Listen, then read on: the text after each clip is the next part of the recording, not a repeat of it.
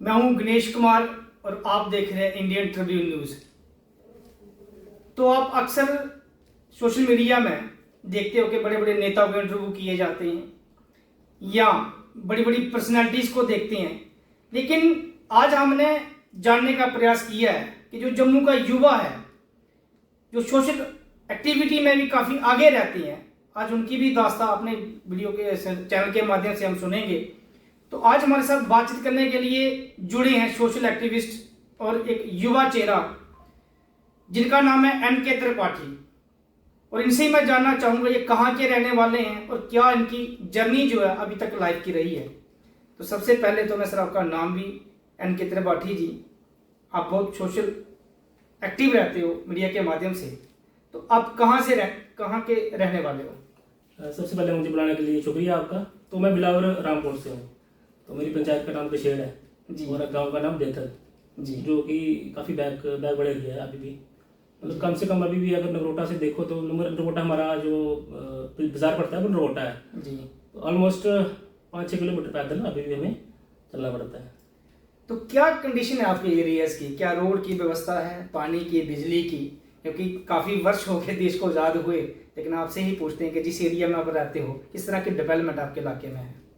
Development तो पूछे मत, वो उसका तो डीवी नहीं है, डेवलपमेंट का डीवी वहाँ पे नहीं है और रोड तो है नहीं बिल्कुल भी। वही बता रहा हूँ कि अभी भी 3-4 किलोमीटर पैदल हमें चलना पड़ता है और पानी गर्मियों में तो होता नहीं है। तो अब अगर देखे जाए ना कोई डिस्पेंसरी है जी, मतलब बस बैकवर्ड बोल दिया आपको एक बार, बैकवर्ड मतलब कुछ भी नहीं है जी। हाँ। तो आपने पढ़ाई कहाँ तक की है? मैं ग्रेजुएट एमए हूँ जी, मैंने ग्रेजुएशन जम्मू से की है और एमए भी इधर से की है। बाकी जो मेरी प्राइमरी और सेकेंडरी एजुकेशन वहीं से हुई है नगरोटा गुजरू से, अपने गाँव से। बाकी मैं देखता रहता हूँ कि आप सोशल मीडिया में काफ़ी एक्टिव रहते हो। आप युवाओं के भी कुछ सपने हैं, बिल्कुल ठीक है ना? इंसान पढ़ाई करता है कि कुछ सरकार हमें दे दी, अच्छा काम करेगी। तो आपको क्या लगता है कि अभी तक हमारे जम्मू कश्मीर के अंदर जो पीछे सरकारें रही, जो आज रही, भाजपा की रही, आज एनसी की सरकार है, क्या उम्मीदें थी? भाजपा कहाँ तक खरी उतरी है जम्मू कश्मीर के अंदर और कहाँ तक एनसी, ये मैं आपसे जानना चाहूँगा। पीछे तो आप 17 साल में आप देखा ही सारा कुछ है। हम बात करेंगे पीछे 10 सालों की। 10 सालों में जैसे पीछे जो 60 से 65 सालों से था वैसा ही 10 सालों से पीछे। हाँ कुछ जो सिटी में डेवलपमेंट हुई है, लेकिन डेवलपमेंट की अभी जो जरूरत है ना वो अब गाँव में है, क्योंकि गाँव काफ़ी पिछड़े हैं सारे। मतलब हमारा बिलावर एरिया तो मैं मानता हूँ कि सबसे पिछड़ा एरिया जो हमारा बिलावरी होगा, बिलावर हो गया, बसोली हो गया, बणी हो गया, ये हमारा काफ़ी पिछड़ा इलाका है। मैं इसको आज से नहीं शुरू से लेके मानता हूँ पीछे ही रहा है जी, और शायद अभी उम्मीद है कि सतीश शर्मा जी जो हमारे एमएलए हैं शायद कुछ बेहतरी कर पाए, उम्मीद तो कर सकते हैं। बाकी पीछे जो हुआ वो सिर्फ बातें सुनी है हमने, मैंने ये कर दिया, मैंने वो कर दिया। तो भाई जो आपने किया तो उसके लिए लोगों ने आपको असेंबली से नहीं भेजा था, तो आप असेंबली में देख ही रहे हो आज क्या हो रहा है। मुद्दों पे बात तो हो ही नहीं रही, बात क्या हो रही है, शराब पे बात हो रही है भाई। मतलब इसलिए भेजा लोगों ने आपको असेंबली में कि भाई साहब कौन शराब पी रहा है, भाई उससे क्या लेना देना है, उसमें कौन सा मुस्लिम हिंदू वाला कहाँ से हो गया? जी, शराब सारे पीते हैं, इसमें कोई हिंदू मुसलमान है ही नहीं है, ना सिख ईसाई वाली बात ही नहीं है। पर आपको लोगों ने जो असेंबली भेजा वो लोगों के मुद्दे, काफ़ी मुद्दे हैं सर। एजुकेशन का मुद्दा है, आपने पिछले दिनों रिपोर्ट पढ़ी होगी एक कि जो गवर्नमेंट के स्कूल है ना, वो जो 8th का बच्चा है वो 2nd के बच्चे की बुक नहीं पढ़ सकता। जो गवर्नमेंट स्कूल की बात कर रहा हूँ मैं, जी, शायद ये मीडिया में मैंने रिपोर्ट देखी थी, रिपोर्ट गवर्नमेंट ने निकाली थी आई थिंक। तो सोचो ये हालत उन स्कूलों की है, बच्चों की है, वो क्या करेंगे? मैं आपको बात बताता हूँ, अगर पानी नहीं होगा ना, अगर पानी नहीं होगा तो आप क्या करोगे? कहीं ना कहीं से अगर एक दिन पानी नहीं आता है तो आप क्या करोगे? कहीं ना कहीं से आप कोई ना कोई अरेंज उसका कर लोगे। लाइट नहीं होगी तो चलो कोई ना किसी ना तरीके से आप उसको टाइम पास कर लोगे, लेकिन बच्चों के साथ ना उनकी शिक्षा के साथ खेलना या उनकी एजुकेशन के साथ खेलना ये बिल्कुल भी वाइज नहीं है। अब मुझे बताओ, जैसे कि बच्चा एक टीचर है, टीचर उसको पढ़ाने जा रहा है, ठीक है ना? अगर वो टीचर उसको पढ़ाएगा, जो पढ़ाएगा वो उसकी पूरे लाइफ में काम आएगा क्या? मैं सिटी में पढ़ाता हूँ जहाँ बच्चों का मेरा इंस्टीट्यूट है एयरपोर्ट के सामने, जहाँ मैं बच्चों को पढ़ाता हूँ।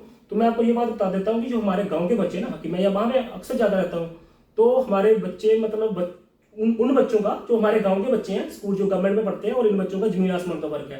मतलब जमीन आसमान भी नहीं कह सकते, इतने ज्यादा पीछे हैं वो बच्चे। जी। तो मतलब कहने का मतलब ये है कि गरीब के बच्चों को पढ़ने का हक नहीं है। अच्छा मेरे को मैं इसमें बात करते हुए मैं एक और बात बताता हूँ। हमारा स्कूल है, वहाँ पे एक मिडिल स्कूल है, तो वहाँ पे 60 बच्चे हैं, क्योंकि सारे मतलब वो एससी के ज़्यादा है वहाँ पे, SC ST जो भी गरीब है, मतलब जो पढ़ेगा आपको पता ही है, जहाँ पढ़ेगा वो गरीब है, जो भी अमीर लोग हैं वो सारे के सारे वहाँ से निकल गए हुए हैं, रोड साइड वगैरह आ गए हैं। तो वहाँ जो बचे हुए हैं अभी वो सारे मतलब ये लेबर क्लास के यही लोग हैं। वहाँ पे एक मैडम आती है, मैडम का मैं नाम नहीं लूँगा यहाँ पे, अच्छा नहीं होगा।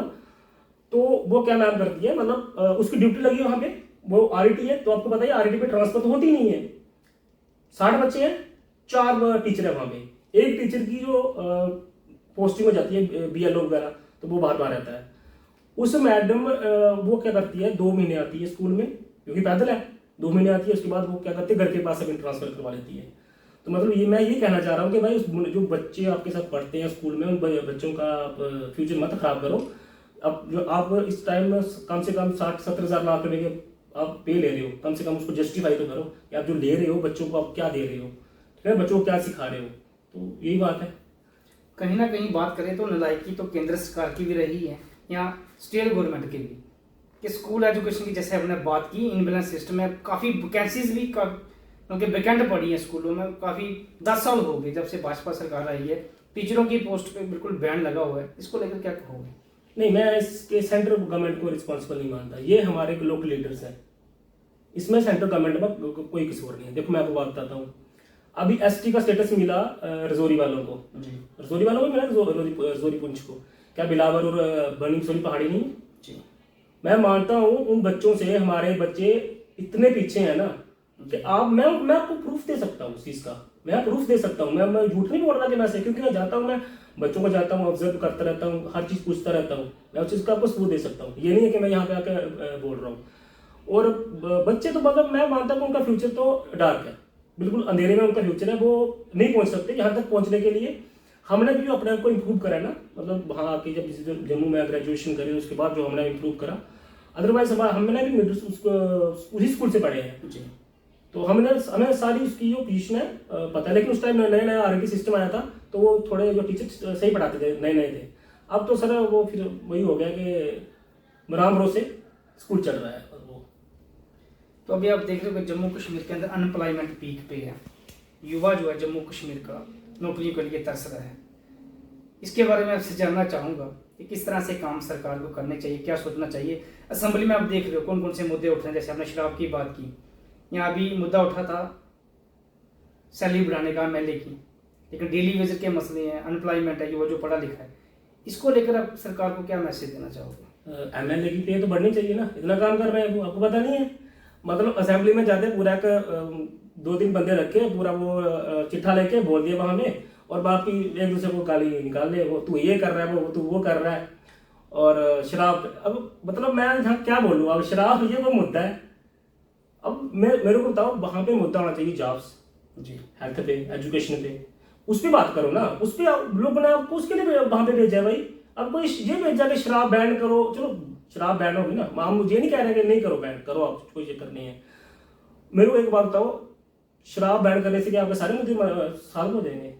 मुद्दा होना चाहिए ड्रग्स, जो पूरे इस टाइम हमारे जनता को खा रही है। मैं कोई शर्म नहीं करूंगा इसमें कहने में, इसमें जो लापरवाही किसकी है, कुछ एडमिनिस्ट्रेटिव की लापरवाही मैं मानता हूँ। जो मेरे को जो करना कर लो, क्योंकि मतलब रोज 2-3 मैं सोशल मीडिया पे देखता हूँ, ऐसे देखता हूँ, डेथ्स होती ही रहती हैं। आपने भी ये चीज़, शायद आपने भी बिलावर में रहते हो, आपने सारा कुछ, आप भी फील्ड में रहते हो कभी, तो आपने वो सारा कुछ देखा होगा। तो मुद्दे ये होने चाहिए, ड्रग्स कैसे, इसको कैसे लगाम लगाई जाए, जॉब्स कैसे दी जाए, एजुकेशन सिस्टम कैसे अच्छा किया जाए, कैसे हेल्थ सिस्टम जो है इसको अच्छा इंप्रूव किया जाए, ये मुद्दे होने चाहिए लोगों के। ये मुद्दे नहीं है भाई शराब बंद करो, ये करो, वो करो। जो असली मुद्दा है वो तो अब कोई बोल ही नहीं रहा। ठीक है, वो महराज मलिक आया, देखो महराज मलिक को मैं उसको सपोर्ट करता हूँ, वो जो बोलता है ठीक बोलता है, लेकिन ये बात बोलना कि भाई शराब हिंदू पीता है, ये गलत है। क्योंकि मैं भी हिंदू, ठीक है, मैं ये नहीं बोलता कि हिंदू नहीं पीते, हिंदू पीते हैं, लेकिन मुसलमान भी पीते हैं, सारे पीते हैं। इसमें ये मतलब इसमें रिलीजन का कोई एंगल नहीं है। प्लस ये है कि जो कहते भी है ना, कुछ ज्यादा बोल जाते हैं, कहते हैं ना कि अब एक बार आप कुछ ज्यादा बोल रहे हो ना, तो लोग भी इरिटेट होना स्टार्ट हो जाते हैं कि यार भाई मतलब बोलना की लिमिट तक होती है। बाकी जो वो कर रहा है, वो बोलता है, वो सही बोलता है, और वो एक मैं मानता हूँ यूथ लीडर है, इसलिए उसको मैं तो उसको सपोर्ट करता हूँ। मैं ये नहीं कह रहा उसको सपोर्ट नहीं करूंगा, जो बोलता है वो ठीक बोलता है, पर कुछ लिमिट तक होना चाहिए। अभी बिलावर का आखिरी सवाल आपसे करूंगा। आपने देखा कि कितनी वारदातें बिलावर के अंदर हुई हैं, किस तरह की बेरहमी की हत्याएं हुई हैं। अभी हीरानगर में भी आपने देखा कल के जो निकल के खबर सामने आ रही है आतंकवाद को लेकर, तो किसकी नलायकी माने? अभी तक कुछ पता नहीं चल रहा कि बिलावर में क्या हुआ, कैसे वो डेथें हुई, उसके बारे में किसका कसूर है? सर इसमें क्या ही बोला जाए, अब ये अंडर मतलब इन्वेस्टिगेशन प्रोसेस है, लेकिन जो भी है पहले जो कश्मीर में वारदातें होती थी वो आजकल कठुआ में, मेरे को लगता है कठुआ सबसे ज़्यादा रेल हो गया है। वो तो इसमें कोई शुकी छुपाई बात नहीं है। अब कल भी जो पांच बंदे जो भी जितने भी थे वो बात की बात है, लेकिन जो भी हुआ अनफॉर्चुनेट है, ऐसा होना नहीं चाहिए। क्योंकि शायद मैंने भी जो अपनी अब से होश संभाले 20-22 साल हो गए, मतलब होश संभाले हुए, तो देखा हुआ कि सबसे अगर शांत एरिया था तो हम अपने बिलावर को ही मारते थे, और शांत था भी। लेकिन अभी कुछ 1 साल 2 सालों में काफ़ी ज़्यादा ये जो अटैक बढ़ गए हैं, तो इसको रोकना एडमिनिस्ट्रेटिव का काम है, बाकी आर्मड फोर्स अपना काम कर ही रही है। आखिर में युवाओं को क्या संदेश देना चाहोगे, जो हमारे पढ़े लिखे युवा हैं, ड्रग्स को लेकर भी काफ़ी मतलब आप देख रहे हो जम्मू कश्मीर के अंदर, उनको क्या मैसेज देना चाहोगे? भाई यही है कि अपने परिवार पे सोचो, कोई बात नहीं, आप जॉब्स के लिए मेहनत करो। बाकी भैया कि एक बात बोलना चाहूँगा, वो अपने जितेंद्र सिंह वाली डॉक्टर बात है कि जी आप जी जो गवर्नमेंट जॉब की उसमें माइंड क्या बोलते हैं इसको, निकलो इससे। पर ये मैं आपको बता देता हूँ, कोई भी चीज़ रातों रात चेंज नहीं होती। ठीक है, आप हर कोई प्राइवेट जॉब या कोई अपनी एम्प्लॉयमेंट क्रिएट करेगा, लेकिन उसके लिए टाइम लगेगा। आप बोलोगे कि 10 साल आप आए और सभी गवर्नमेंट जॉब से रोक दी, ऐसा नहीं होगा। क्योंकि आप उसके लिए लड़कों को जो भी है उसको पहले आप स्किल करो, आपको टाइम लगेगा, 10-15-20 साल का टाइम लगेगा। आप करो, हम समझते हैं कि काफ़ी ज़्यादा गवर्नमेंट पे प्रेशर क्रिएट हो जाता है फाइनेंस का, लेकिन आप क्या करो, धीरे धीरे चीज़ को आप सॉर्ट आउट करो। पहले जो एकदम से आप आए अपने जॉब से रोक दी, तो वो आप काफ़ी नुकसान तो करेगी बच्चों को। बाकी रही यूथ के लिए कि भाई ड्रग्स ये आपकी ज़िंदगी को खा रही है, आपके परिवार भी खत्म होते हैं, और समाज में भी आप एक बिल्कुल बैकवर्ड साइड चले जाते हो ना। क्योंकि हर आप जो जनता लोग आपको ऐसी नज़र से देखते हैं कि आप भाई, और ना वो अपने आपको बच्चे को साथ बैठने देंगे, ना आपके साथ कोई बात करेगा, और आपने फिर एंड में क्या होगा, फिर एंड में जो आप पता ही है, अगर रोज 1, 2, 4, 5 मौतें हो रही हैं, तो इससे नुकसान हर चीज़ का है। फाइनेंशियली आप डाउन हो रहे हो, और हेल्थ तो खराब हो रही है। फिर क्या करें? पेरेंट्स के लिए भी दुख का कारण बनता है ना। पेरेंट्स तो वो दुखी तो होंगे ना, जिन्होंने पाला। आज है कितने बच्चे, एक दो बच्चा है हर एक पेरेंट्स का, तो वो अगर वो भी बेचारा इसी ये काम करना स्टार्ट हो जाएगा और एंड में डेथ हो जाएगी, तो पेरेंट्स का जो उन पे क्या बीतेगी जी। तो ये थे अंकित त्रिपाठी जी, जिन्होंने आज बहुत कीमती समय हमें दिया है अपनी बात रखने का। तो बहुत बहुत धन्यवाद आपका। Thank you.